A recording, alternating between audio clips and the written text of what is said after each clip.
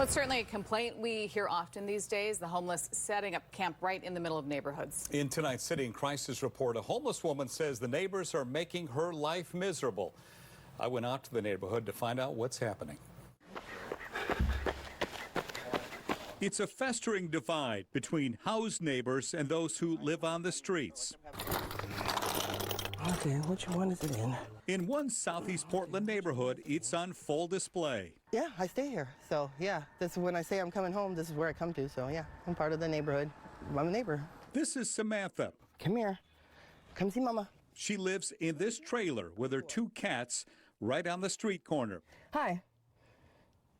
Hey, Mommy Bobby.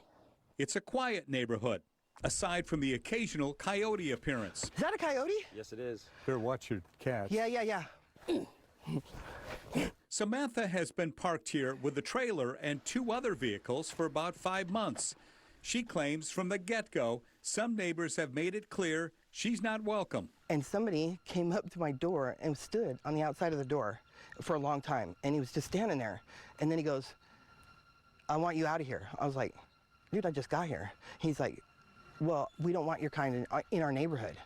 And I was like, I'm on the street, dude. I'm not doing anything to you. You don't even know me. He's like, I don't want to know you. And she claims passersby tossed dog feces at her trailer. And then the other day, she heard voices outside. And then they were right outside the trailer, and he goes, when you got to go, you got to go. And I was like, that's a weird thing to say, you know? And he goes, haven't you ever jumped out of your car and peed on the side of the road? And then I heard like water. And dude peed on my car in the middle of the day. He peed on my car, dude.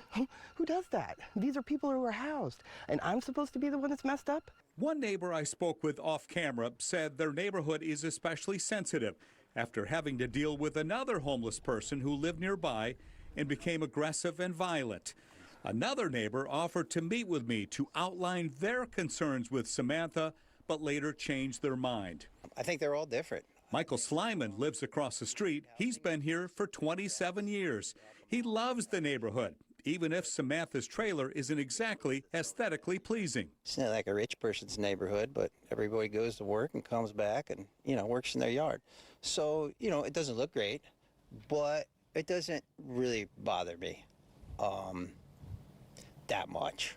So I got the shade from the tree, and nobody parks here, so I'm not in anybody's way or anything like that. Samantha says she'd like to find permanent housing and has applied several times. She tells us she fell on hard times when she had a medical issue that cost her jobs. She understands why neighbors aren't thrilled with large homeless encampments. I mean, I got the dashboard where you can see homeless people and their cleanups and all that on my phone, and there was the big RVs with huge messes out here, and they had to come out and clean up and stuff like that. But I'm not like that, I mean, I don't have dogs that are attacking people or anything like that. I keep to myself, and I work, and I'm trying to go forward from where I'm at, and they're not making it easy. She says if the city comes by and tags her for removal, she'll be gone. In the meantime, she's hoping to keep the peace with her neighbors, wishing they'd understand her plight while she keeps this in mind.